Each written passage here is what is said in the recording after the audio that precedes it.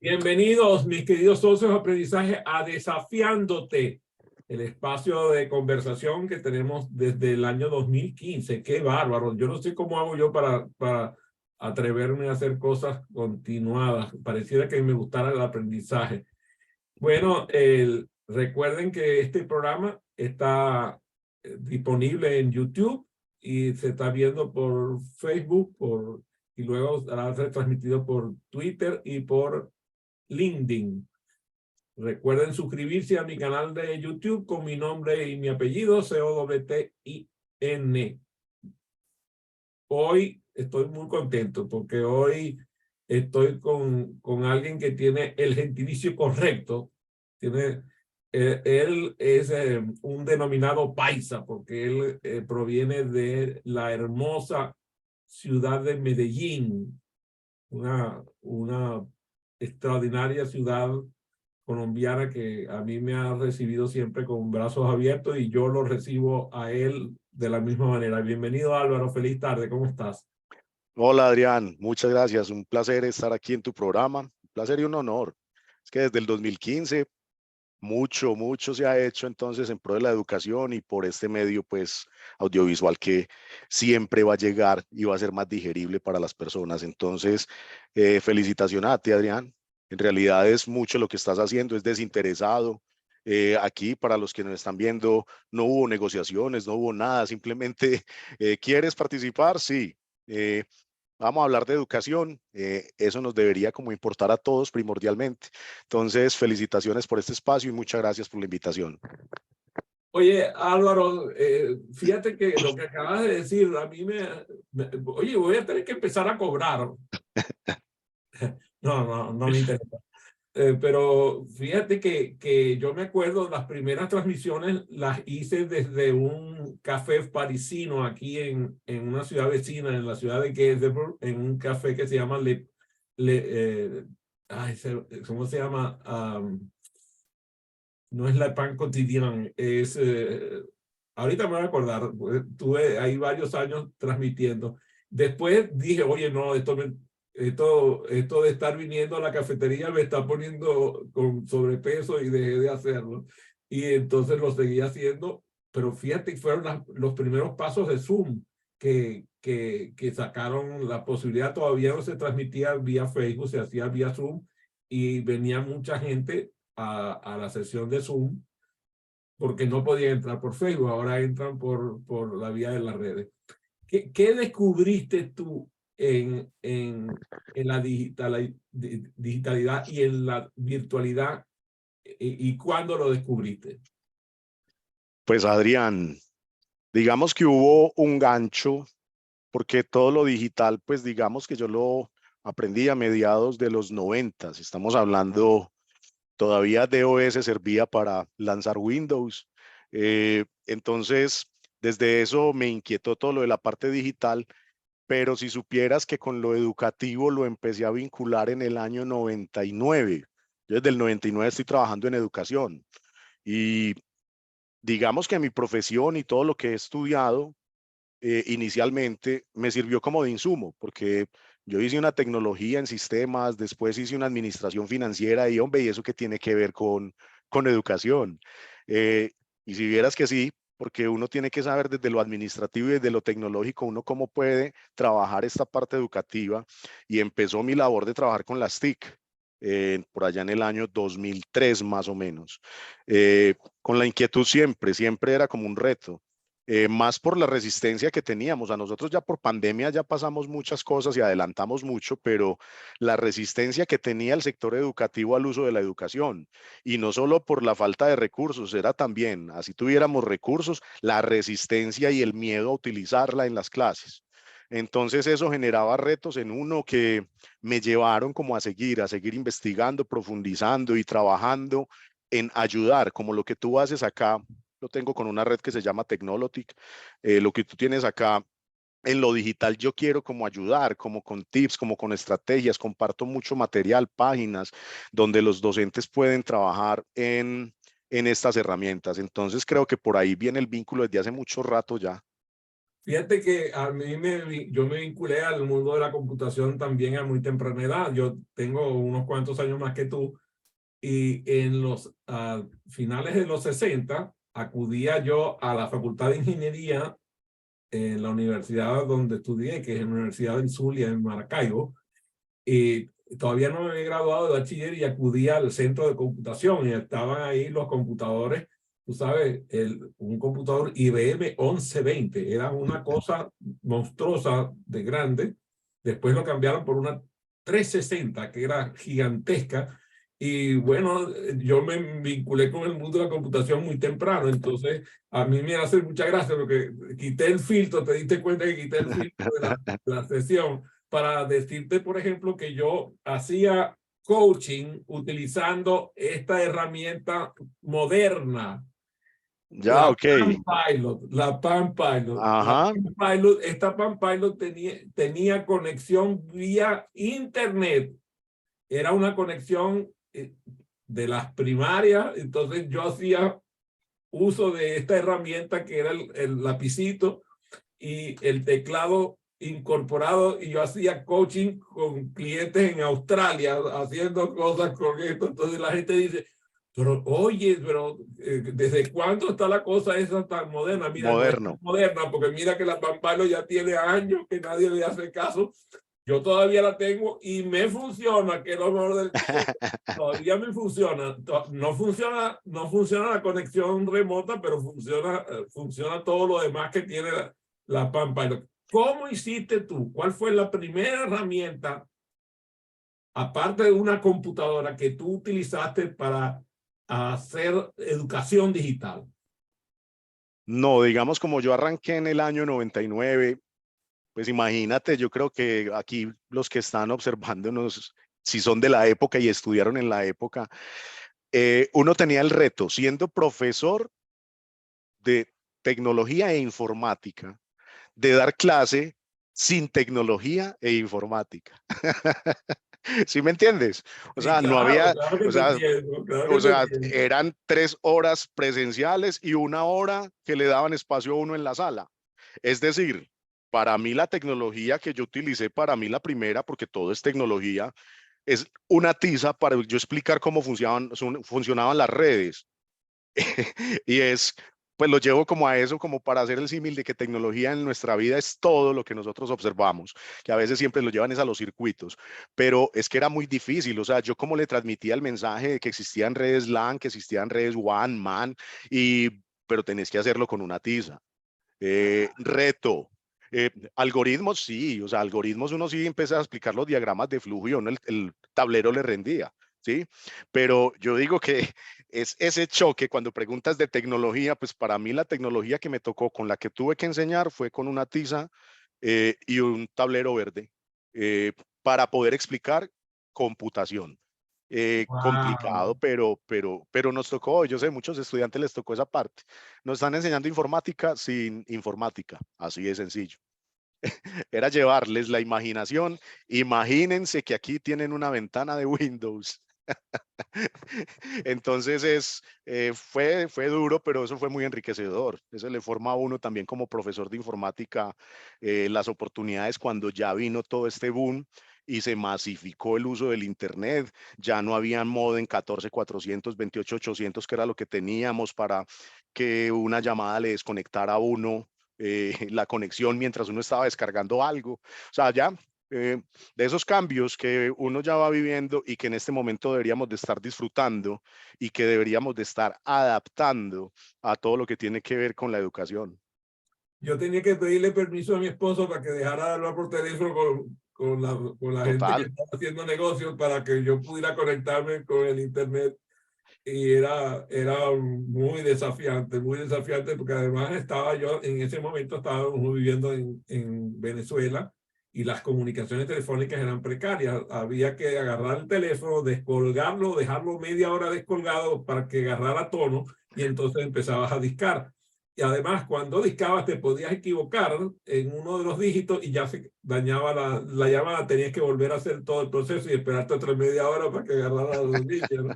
Entonces te puedes imaginar la comparación ahora que tenemos internet de alta velocidad, incluso en ciudades completas. Aquí donde yo vivo, tú sabes, aquí en tu casa, yo vivo en Germantown, Maryland, y la conexión a internet en muchas ciudades es gratuita en toda la ciudad.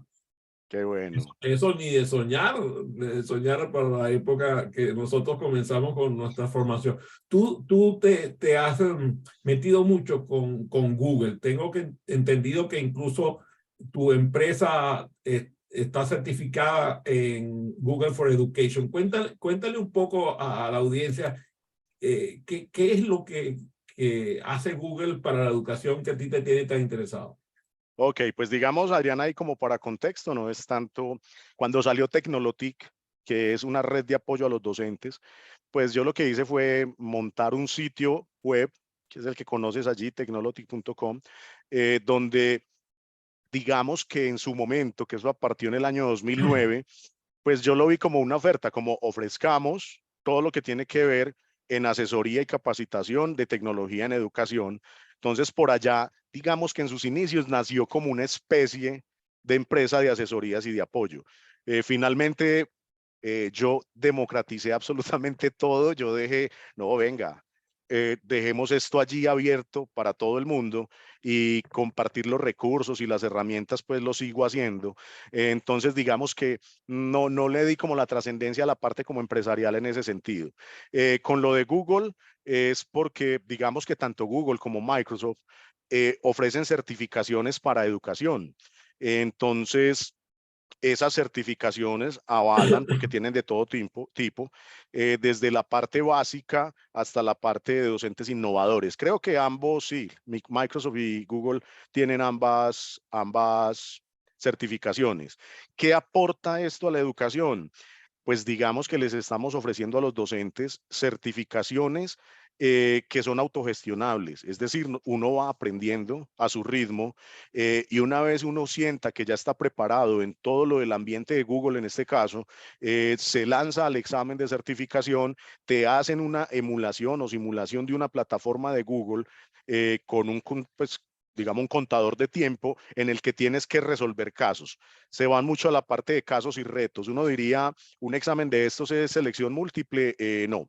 Un examen de estos puede tener un componente de selección, pero ellos lo que valoran más es que usted efectivamente practique sobre la herramienta y lo estés aplicando en la educación. Eso es lo que valoro mucho de Google en ese sentido, que le aportan mucho a ello y en los niveles de certificación hasta la parte de innovación lo manejan muy bien y las plataformas de entrenamiento que las puede utilizar cualquiera, en este caso no hay que pagar por ello, el entrenamiento no se paga, que la pueden utilizar, todo el mundo podría aprender con ellas sin necesidad de ingresar a otros cursos. Tú hablas mucho del tema de diversión en el aprendizaje y has publicado últimamente algunos posts acerca de plataformas educativas divertidas. ¿Podríamos hablar un poco sobre esas plataformas y qué es lo que ha descubierto por esa vía? Pues digamos que sin que existiera la tecnología, nosotros nos dimos cuenta en la educación, los niños se nota que aprenden más cuando se parte desde el juego. Ahora, lo que hablamos de esta parte de plataformas, cuando hablamos de la diversión en la educación, a veces ha sido un poco estigmatizado porque hay todavía resistencia en que el profesor piensa, pero ¿cómo así que yo voy a calificar con base en que el estudiante mío juegue? O sea, un estudiante mío no va a aprender jugando y, o sea, todavía hay cierta resistencia. Entonces, a eso que llamamos como lo de la parte de la diversión en esta era digital es lo que es la gamificación. Y la gamificación lo que presenta es, o lo que pretende en este caso, es ponerle un sentido serio al juego dentro del aula de clase y donde también con ese sentido serio se garantiza un aprendizaje y lo que está llevando ese aprendizaje es que efectivamente el estudiante se divierte, el estudiante compite, pero el fin de todo esto con lo relacionado al aprendizaje es el conocimiento. Entonces, digamos que va relacionado como en esto, pues gamificar el aprendizaje, para ello existen muchas plataformas, ¿sí? Donde yo puedo hacerlo con base en competencias. Puedo utilizar plataformas también como Moodle, que es digamos, para lo de los entornos virtuales de aprendizaje, donde si tengo algo autogestionable, yo puedo dejarle actividades a mi estudiante, que él vaya viendo que tiene una barra de progreso como si la tuviera en un juego y que me le vaya dando estrellitas o también me le vaya dando insignias, que ya es el tema de insignias digitales y lo queremos formalizar más, insignias a medida que él va avanzando en el aprendizaje. Entonces es como yo bajo el conocimiento, no. O sea, cómo bajo el nivel o la metodología en la que yo hago algo tradicional a un nivel en donde yo conquisto o motivo al estudiante por aprender. Más que todo va en esa línea. Déjame meterme un poco en cuestiones filosóficas. Acabas de decir dos cosas que me causan ruido. Primero, dijiste que niños, diversión, como si adultos no se divirtieran. Ajá, total, Robert Bob Pike, dice que el aprendizaje es directamente proporcional a la diversión que se obtiene. total. Por lo tanto, no solamente la diversión en los niños, la diversión en los adultos, incluso en las personas de la tercera y cuarta y quinta edad. Total. La No, y lo vimos diversión en la es educación fundamental. superior. Yo lo ponía era como ejemplo de que cuando empezaron, o sea, cuando no teníamos tecnología, se jugaba en el, digamos, en el kinder, en el jardín, se jugaba y ya después vieron eso como, no, y ya cuando pasen del jardín y del kinder ya no pueden jugar, es a estudiar. O sea, nunca visualizaron que el juego, independiente de la edad, garantiza y apoya también y aporta al aprendizaje. A eso me refería, como en los inicios, Muy eh, bien. por ese lado. Ok, tú dices, publicaste, por ejemplo, plataformas como Academos, Smile Learn, Happy Learning, que las publicaste recientes. Esas plataformas educativas divertidas eh, atienden público de todas las edades. Sí, y digamos que si nos vamos ahí, porque de pronto cuando entren al post tienen que ingresar a cada uno de los enlaces para ver el potencial, pero vámonos a plataformas que todo el mundo conoce. Si yo hablo de un Kahoot, no te imaginas en la Universidad de Medellín el potencial que tiene. Eh, y uno, lo que tú decías, el profesor al principio es como temeroso, pero ¿será que es que los estudiantes van a pensar que es que yo los voy a poner a jugar y no le van a ver como la seriedad? No, no te imaginas la sana competencia que genera con eso, pero al final el resultado es el aprendizaje. Si yo los pongo también, lo que es, hay una plataforma que se llama WordWall, ¿sí? Es Sí, una bueno, plataforma, extraordinario, extraordinario. uy, Es extremadamente divertido y nosotros la utilizamos en la formación de facilitadores virtuales con unos resultados impecables.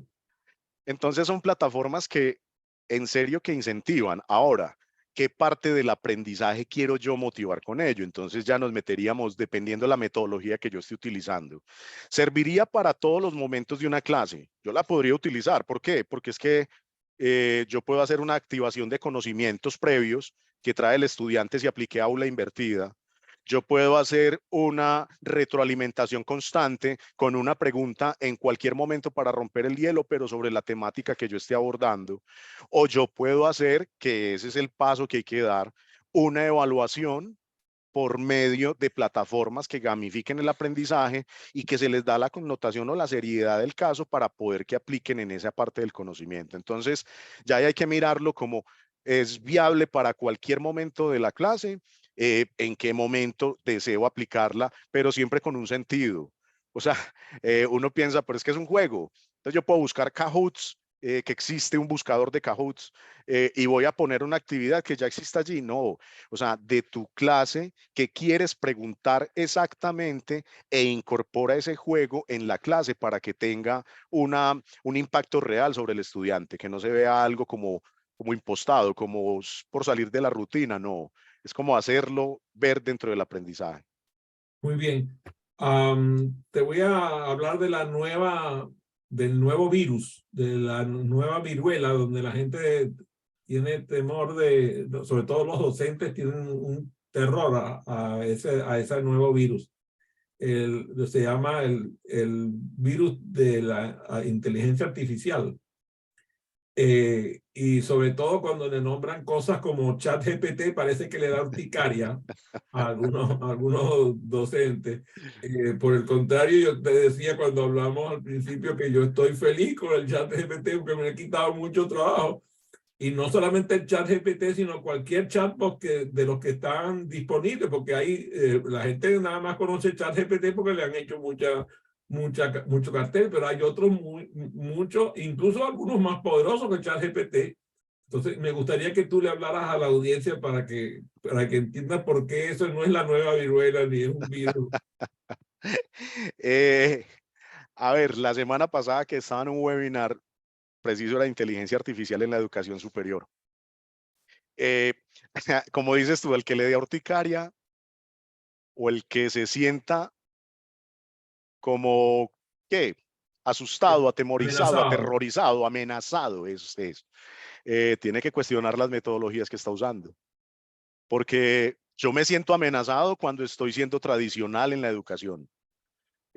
Cuando yo estoy pidiendo el típico ensayo, que es que yo leías de pronto también en el New York Times cuando salió por allá, cuando lo del ChatGPT, que es que encontraron plagio en un artículo que le pidieron a un estudiante en no sé dónde. Eh, bueno, pero es que si no lo hacía el ChatGPT, yo no sé, en todas las universidades, afuera de las universidades, sobre todo en las públicas, hay avisos que dicen se hacen tesis de grado, se hacen trabajos de todas las materias.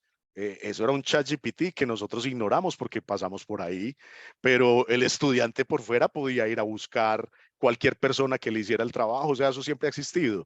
Lo que pasa es que como nos lo pusieron en línea, en directo, donde ya nos cuestiona, yo ahí lo que quiero es como mencionar un poco esa parte de las metodologías. Si estamos en una clase todavía de siglo XX, magistral, frontal, donde yo soy el que controlo el conocimiento, en una era de la información como esta, estamos graves. Yo digo que ahí es donde tenemos que cuestionarnos. Y ya allí es la invitación, es bueno, y entonces, ¿cómo lo puedo ver como una oportunidad? O sea, porque no es una amenaza, es una oportunidad. Es cómo lo incorporo yo con el uso de diferentes metodologías. Es más, me decían, pero es que yo ya no puedo poner un ensayo porque es que el ChatGPT lo va a dar. Claro, voy a poner un ejemplo. Ponga el ensayo de 1000 palabras, pero el estudiante me tiene que traer con el uso de ChatGPT, pero el estudiante me tiene que traer de ese ensayo que le puse 10 fuentes que estén a favor o en contra de lo que le escribió el ChatGPT y venga y las debatimos.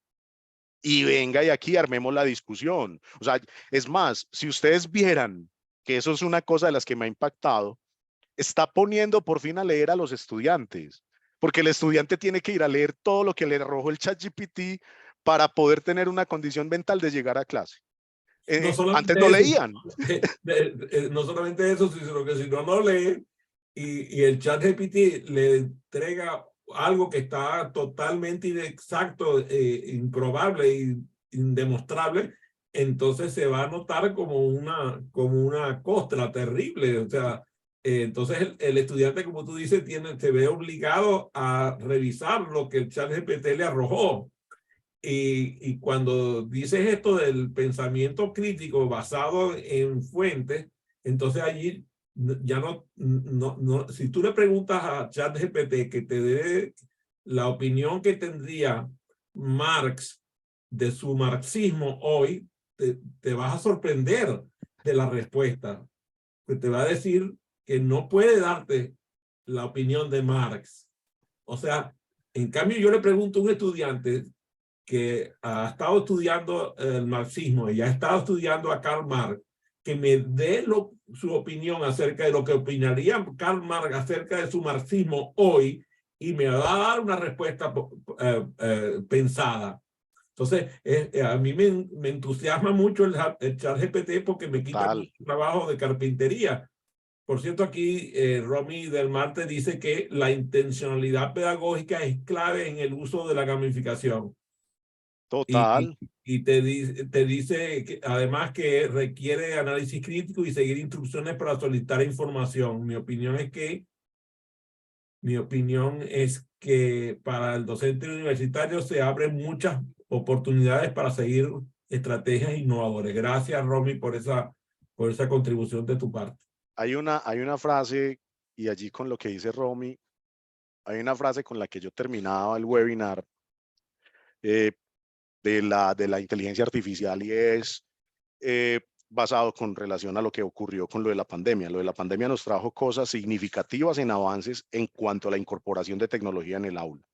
Eso no se debe desconocer. Qué pesar que a raíz de algo tan duro como lo que vivimos, hay que sacar también las cosas positivas, ¿sí? Se perdió el miedo a esta era digital, pero porque tocaba. Sí, al profesor le tocó desde su casa dar la clase con herramientas que de pronto no conocía y allí las fue como adaptando. Y yo terminaba este webinar diciéndoles, con la pandemia aprendimos a utilizar las tecnologías en el aula. Eso fue lo que nos tocó. Pero con la inteligencia artificial aprenderemos a utilizar y a incorporar las metodologías. Allí, eso es lo que nos va a dejar la inteligencia artificial. Eh, si estábamos todavía con esa mentalidad, la época que nos educamos, el docente que perdía su libro guía, no había clase. Y si le escondían por maldad el libro guía, ya no había clase. ¿Por qué? Porque ese era su Biblia para poder dictar y no se basaba sino en eso, o en su cuaderno de apuntes que usaba año tras año. Si nosotros no cambiamos esa parte, ¿sí? Y no la hacemos evolucionar con lo que estamos viviendo ahora, nos vamos a quedar estancados. Entonces, es como con la parte de tecnología antes de pandemia, vamos a seguir allí. Con la inteligencia artificial, que no solamente es un chat, no es solamente mirar la inteligencia artificial como el que te gestiona textos, el que va dentro del algoritmo y va y busca dentro de sus billones de datos que hay allí, una respuesta. También hay que mirarlo, es en todas las disciplinas, pero nosotros cómo lo aprovechamos. Explicaba también los generadores de inteligencia artificial para hacer presentaciones. Hombre, yo no soy tan bueno en el diseño, pero yo tengo inteligencia artificial para que me ayude a hacer presentaciones como efectivas.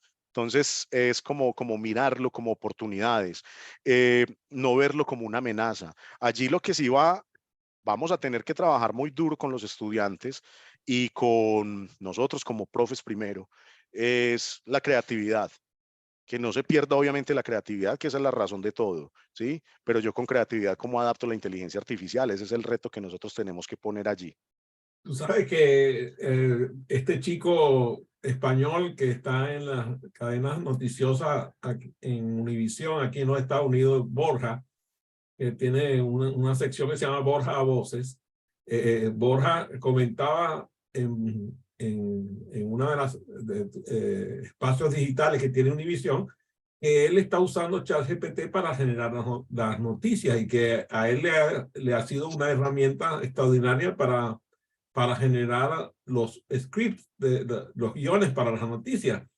Y yo dije, oye, voy a buscar qué está haciendo porque debe estar usando algo más que el simple chat GPT. Pero me quedé asombrado porque tú publicaste rápidamente, ese mismo día creo que publicaste herramientas de inteligencia artificial. Y a mí que soy músico y me gusta cantar y que siempre ando buscando canciones que no paguen derechos de autor para poder publicar en YouTube, porque cada vez que publico algo que tiene derechos de autor me bloquea YouTube. Entonces resulta que publicaste ese día una Claro, herramienta que se llama Beethoven, que es una herramienta para crear música libre de música. derechos. Y resulta que publicaste no recuerdo, 8 creo, 8 o 10 herramientas de inteligencia artificial. Eh, Algunas de ellas son gratis, otras tienen pago y otras están ahí más o menos, que tú las haces la primera gratis y después te tienes que pagar. Pero me gustaría que me digas qué herramientas de inteligencia artificial tú has encontrado que te ha dejado sorprendido. Sorprendido. Como les decía ahorita, la que me gustó mucho es por la relación que hace entre imagen y texto. Y no solamente imagen y texto, y que la he compartido mucho esta semana, sobre todo en la universidad después del webinar, es la de beautiful.ai. allí como para que lo tengan en cuenta. Ella tiene una versión paga y una versión gratis, pero oído allí estudiantes, todos los que tengan dominio.edu, ¿sí? Y se registren como estudiante, la tienen gratis. Entonces ahí hago como Wow, qué para maravilla. para que lo aprovechen.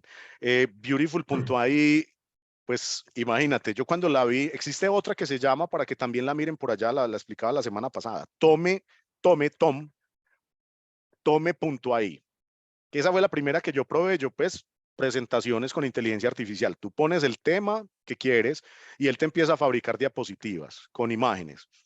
Ya, hasta ahí yo ve qué tan chévere, muy bueno.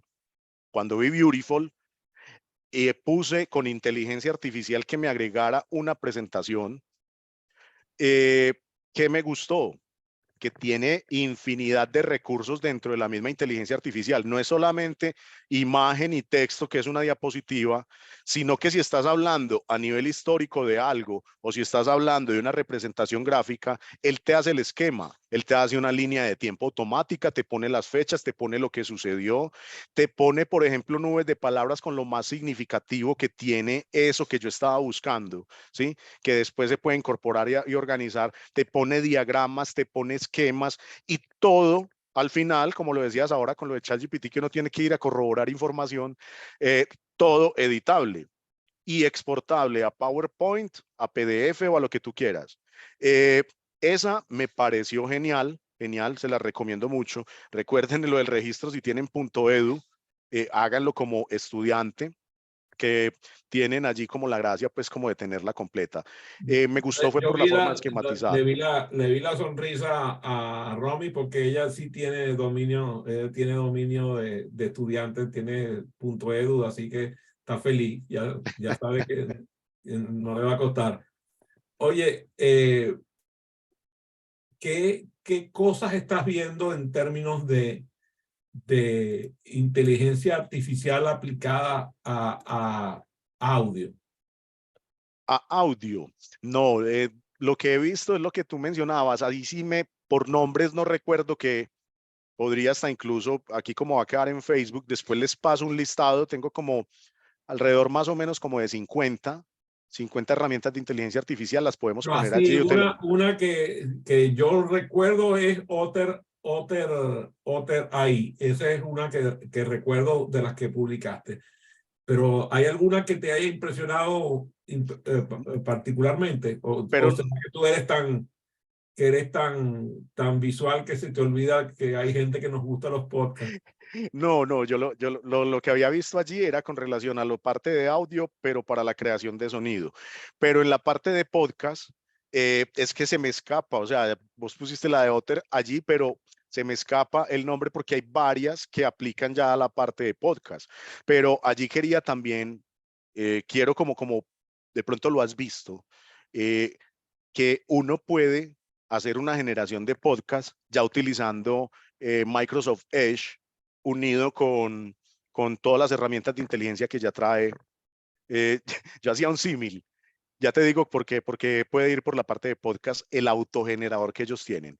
Eh, Supongamos pues que el navegador que nosotros veíamos cuando borraron a Internet Explorer, que a nosotros, la verdad, yo creo que nadie utilizó Internet Explorer, no sé, o lo utilizamos para descargar Google Chrome, para eso sí.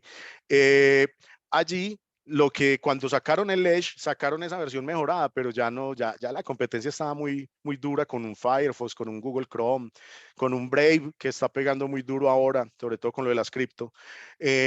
Entonces, ellos lo que hicieron con este boom de la inteligencia artificial, Microsoft, ¿qué hizo? Pues adelantémonos y pongamos no solamente en el navegador Edge, sino en el buscador Bing, pongamos inteligencia artificial. Entonces, allí yo, ¿por qué te lo digo? Ellos ya venían con la parte del lector en voz alta, pero lo que pasa es que uno ya un lector en voz alta, yo ya puedo tener el texto allí, te lo va a leer de una forma tan natural que ellos, no sé si te acuerdas que antes existía la voz más robótica, ¿sí?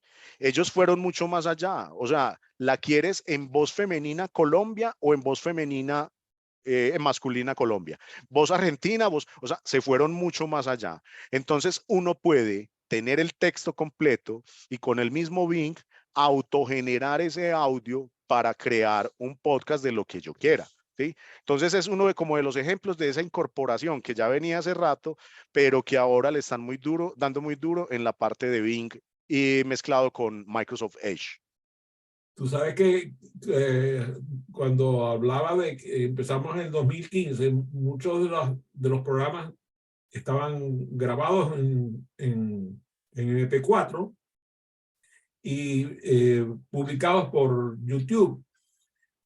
Y mi sorpresa fue que personas de mi equipo buscaron inteligencia artificial de esa de transcripción, que agarra los audios de los programas y los convierte en textos, y de textos, para pasar de texto a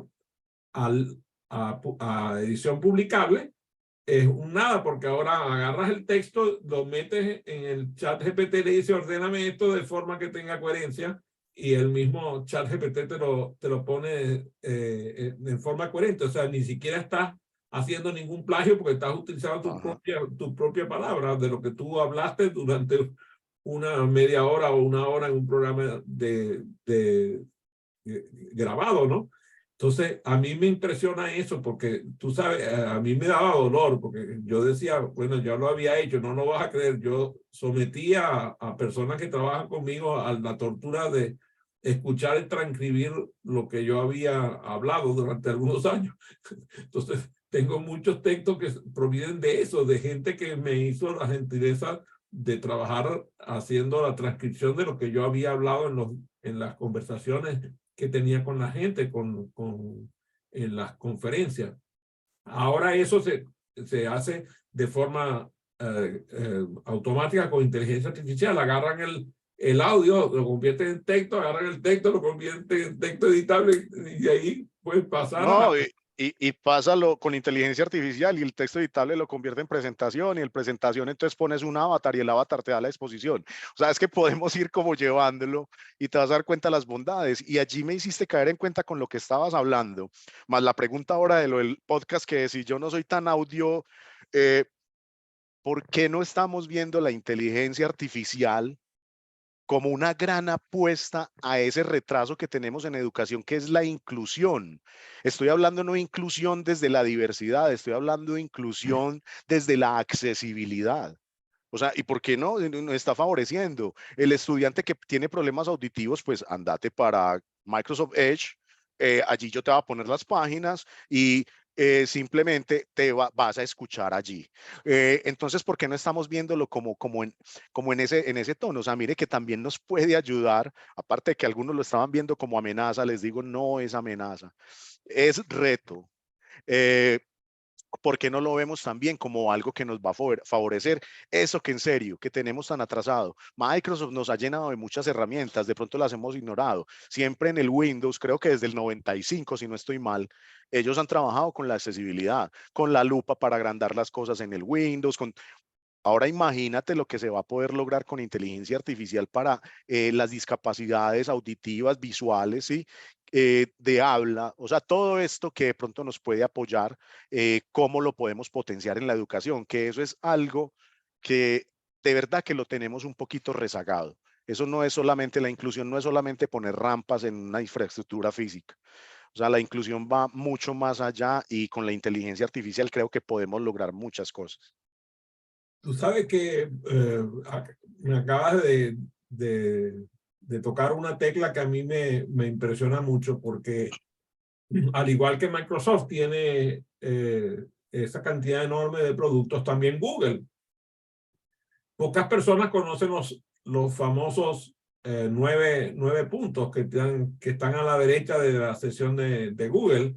Y la impresión mía fue que, tú sabes, también a veces uno se le pierde la curiosidad, y yo simplemente le daba, mira, que aquí hay una cantidad de herramientas adicionales de Google, y resulta que un día se me ocurrió abrir y decir, a ver, ¿cuántos son los productos de Google que están ahí? Y resulta que son como 120 productos que van desde cosas, digamos, que a mí no me interesan, por ejemplo, de de calendario y ese tipo de cosas que yo las manejo por otro lado, pero tiene cosas maravillosas como por ejemplo tiene el famoso Google Map. El Google Map que tú crees que lo tienes en el teléfono celular, lo tienes en el computador también y tienes cosas como los lentes, como dijiste ahorita, ¿verdad? Puedes hacer cosas de manejo de finanzas con Google Wallet. Tienes las fuentes, por ejemplo, yo pensaba, no, las fuentes son agotables, las fuentes de Microsoft. Resulta que Google tiene unas fuentes que no tiene Microsoft y las tiene en Google Fonts. Y tú dices, pero ¿hasta dónde voy a llegar yo si no reviso, si no curioseo a Google? Y ahí hay montones de herramientas que hay para hacer la vida más fácil de nosotros como educadores, ¿no? Pero puede estar en cualquier campo, no solamente educadores, puede ser cocinero, Claro. puede ser policía, puede ser lo que tú quieras. Y tienes herramientas que son además gratuitas. Todas esas herramientas de Google son gratuitas. Y allí ellos le hicieron una apuesta y va muy grande, porque es que ¿qué es lo más grande que ha hecho Microsoft? Pues Excel, pero en Google a lo que le están dando muy duro es a incluir inteligencia artificial en las hojas de cálculo, ¿sí? O sea, ¿cómo nos van a facilitar todo el manejo y administración de la data dentro del mismo Google? Ahí yo pienso que eso es una competencia entre dos grandes, que los que vamos a salir favorecidos somos nosotros, los usuarios, que compitan el que más pueda, qué rico, porque eso nos va a traer es cada vez más herramientas, más oportunidades, más aplicaciones. Viene ChatGPT ya también con Microsoft Word y también con Docs en Google, ¿sí? No, Que es, Apple viene ahora al computador Apple con ChatGPT incluido. y mira tan particular, tenía el celular aquí al lado y como estamos hablando de Google, él identifica. Entonces estamos hablando de Google, ya me está preguntando que qué necesitaba. O sea, son cosas como que son, que uno las ve ya como de lo normal. Pues lo que es un Siri, una Alexa, la inteligencia artificial, cómo nos puede facilitar, no solo en la domótica, sino en todo lo que nosotros requerimos. La otra cosa que hay que tener en cuenta allí, Adrián, estamos hablando de que mucha gente dice, listo, lo de los reemplazos de los trabajos. Eso es otra de las preocupaciones que hay por la inteligencia artificial y cómo va rápido. Allí lo que hay que pensar es que todo lo que sea automatizable, es decir, operativamente automatizable, No será. exacto. Entonces, eso sí hay que tenerlo en cuenta, que las universidades también deben de estar visionando esa parte. No podemos estar dando materias que sean netamente operativas cuando esto algo va a haber un reemplazo muy fácil. Entonces, es ahí también como un llamado a esa parte de lo que nosotros también tenemos como metas y objetivos, porque todo lo que sea que tienda a automatizarse ya se va a poder hacer. Eso va a ser muy rápido. ¿Sí? Entonces son empleos, ya no es contar con, me desesperan un poco esos chatbots de WhatsApp, que uno termina es como peleando más bien porque ¿por qué no me contestó alguien de verdad? Sí, cuando le ponen a uno todas esas opciones, no, Horrible, horrible. Es ya, detestable, detestable. sí, total. Termina uno necesitaba un asesor. Ahora, eso automatizado con inteligencia artificial sí va a ser muy natural, ¿sí? Entonces, servicio al cliente o atención directa al cliente y estas cosas que se puedan gestionar con algoritmos donde son condicionales, sencillos, donde lo que necesitas ayuda por esto, pero lo hace natural y en constante, digamos, adquisición del mismo conocimiento, si lo hablamos así como en el lenguaje natural, porque él está aprendiendo, así como el chat. El chat cada vez que nosotros también le estamos entrando información, también está aprendiendo. Esa parte también lo van a tener como estas herramientas. Entonces también es, de cierta forma, una alerta, pero es algo que es normal y natural en la automatización de procesos. Muy bien, muchísimas gracias. Mejor, no podíamos terminar el programa mejor que con el discurso que acabas de entregar. fue un gusto, un placer y un honor compartir contigo esta sesión Igualmente, Adrián. maravillosa, y le doy las gracias también a Romy, que estuvo acompañándonos. Pendiente. Muchas gracias, Romy. Nos seguiremos viendo como siempre en el espejo. Eso me queda claro, porque el día que no aparezca yo en el espejo me voy a asustar mucho. Y les agradezco a todos quienes se conectaron. Recuerden, este programa va a estar colgado en YouTube y va a estar publicado a través de las redes para que puedan revisar con detalle todo lo que conversamos. Cualquier duda, por favor, no acuérdense escribirme a mí o escribirle a Álvaro. Pueden buscar a Álvaro en LinkedIn y también por sus redes. Así que muchas gracias, un placer, un honor haber compartido con ustedes esta tarde. Muchas gracias, Adrián, por la invitación. Feliz día a todos.